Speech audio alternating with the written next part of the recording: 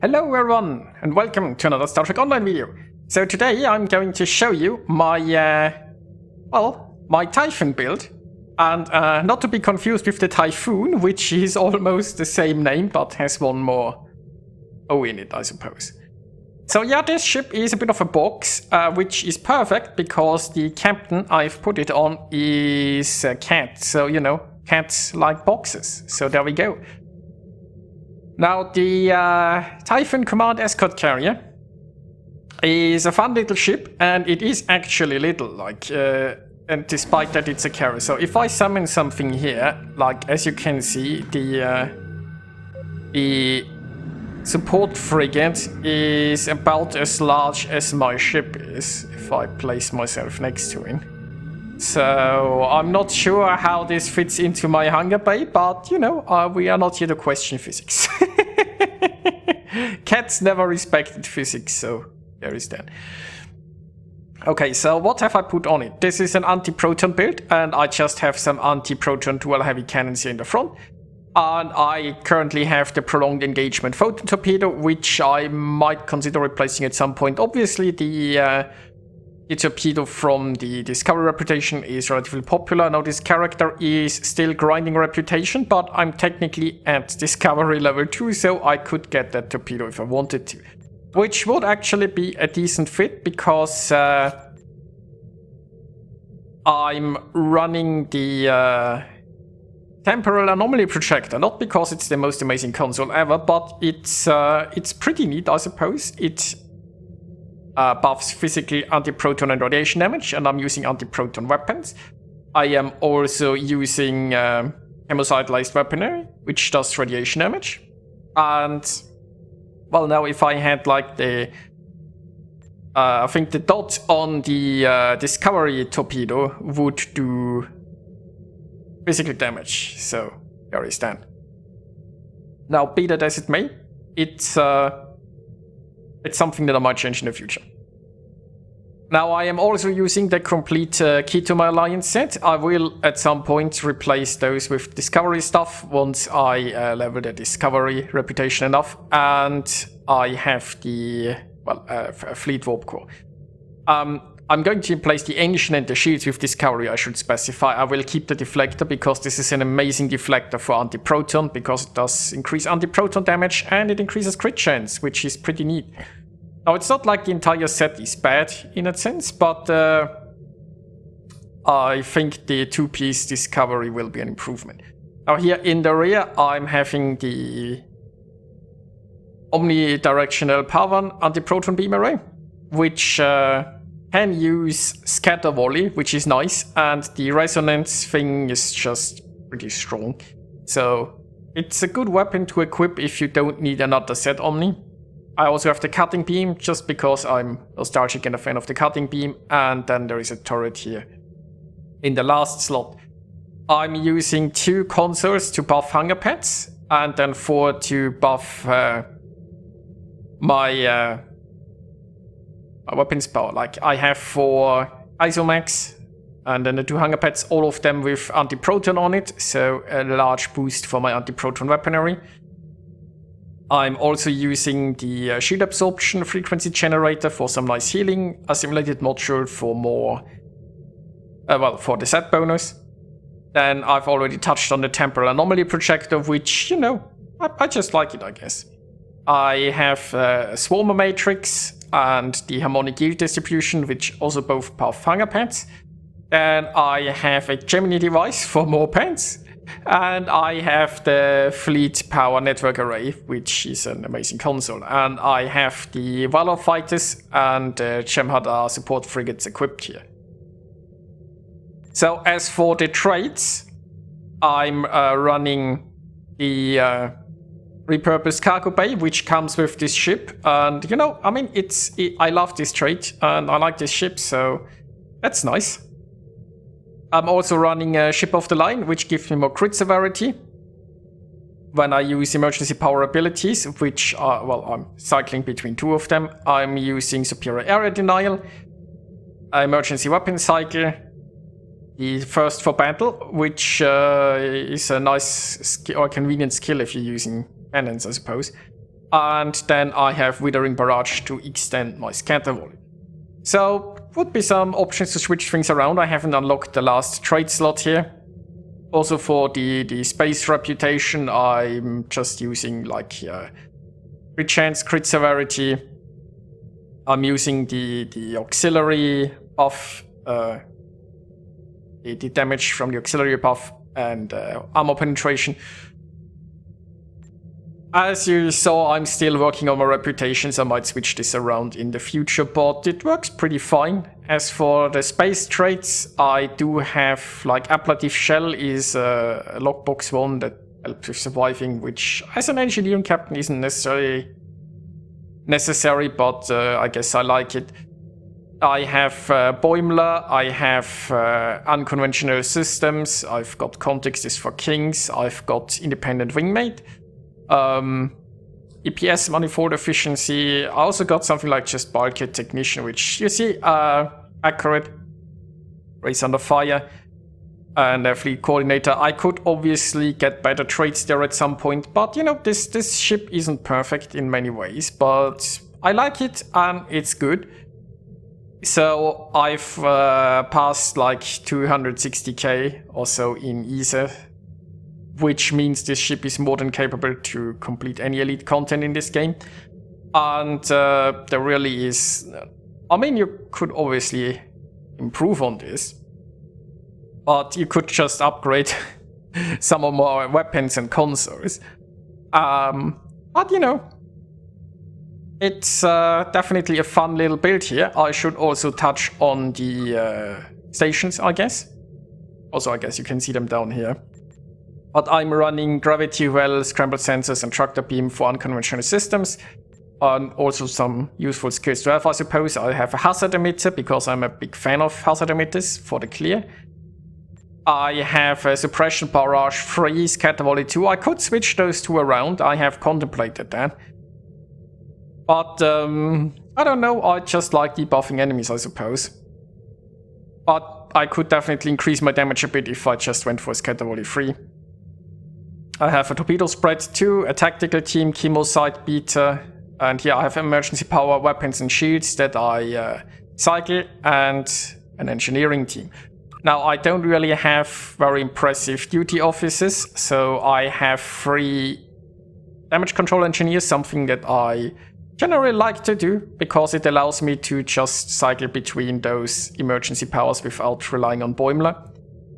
I have chance to gain Aux Power when activating exotic damage abilities, which, you know, I mean, is not really the most useful on this build.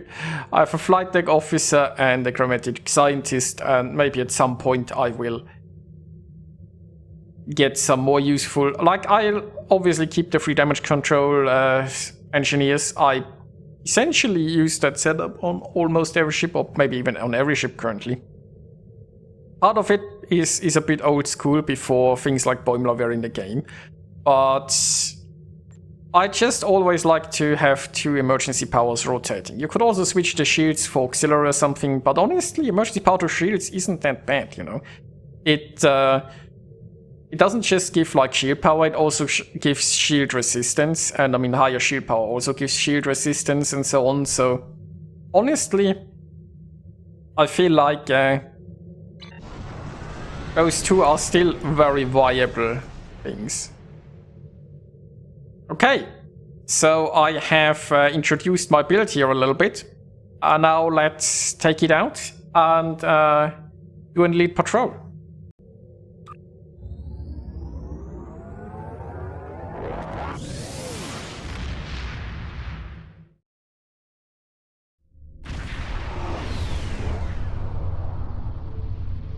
Looks like there was a fight here recently. Good afraid. Sorry. Hey, The Carter is ready to assist you. Let's summon our pets in, Lead the way.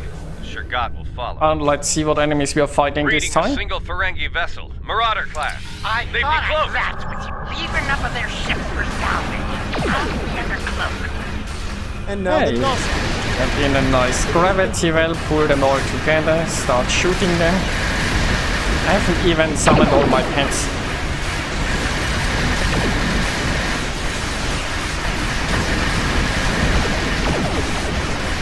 Now, as you also can see, I'm far from a pro player, right? I don't really do much proper rotations. And I just clicked my abilities on the spacebar and realized I didn't activate and click them again. Don't forget to click them entirely.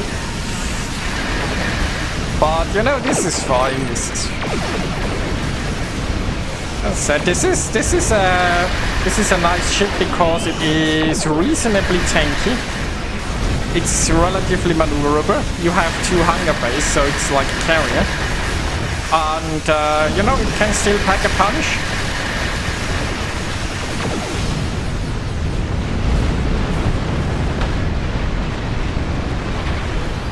Well, that's the first group of enemies. Well, there's good news, bad news. The Ferengi. I still find it hilarious that this tiny thing is a massive carrier.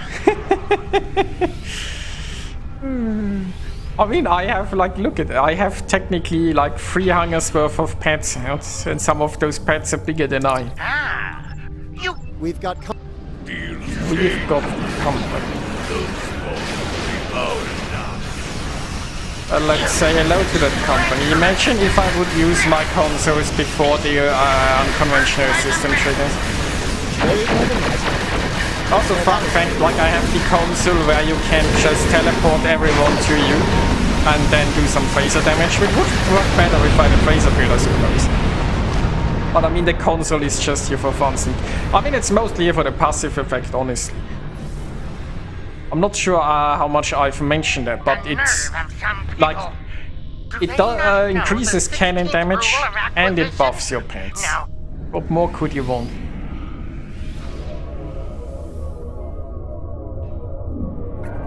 I'll add a cask of pre-supernova Imperial Romulan ale. Sure.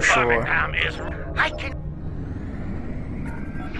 Madran trying to bribe us, although, you know, I mean, isn't like some Romulan ale, I might be tempted.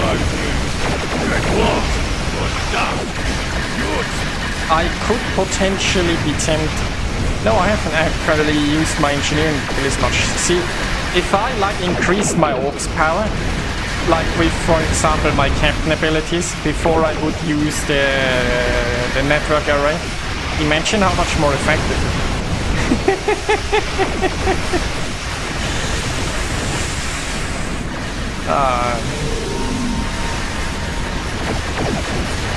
The enemies aren't clumping up enough. Oh, there is a next group. We can... Okay, now we increase the power. Now we do the network array. Now we do the gravity well. See how much more efficient I could be?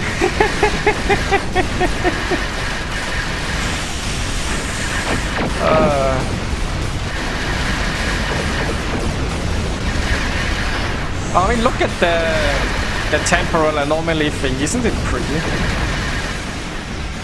And I mean, it has some good stats that just work with the build. Also pretty cheap console, by the way, like a console that you can pick up for like under 3 million or so on the exchange.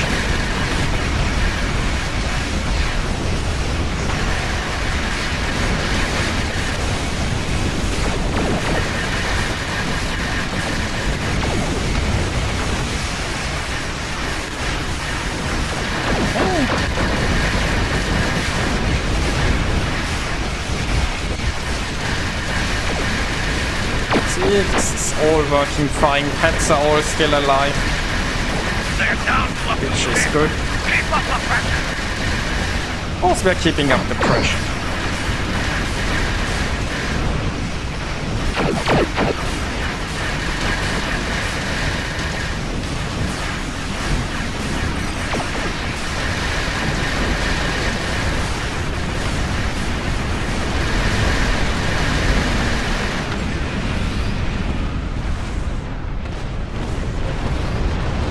And there is still something in the distance fighting.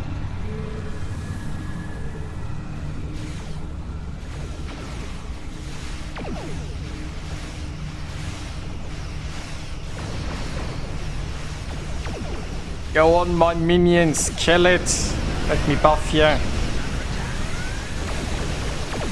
There we go. My minions did.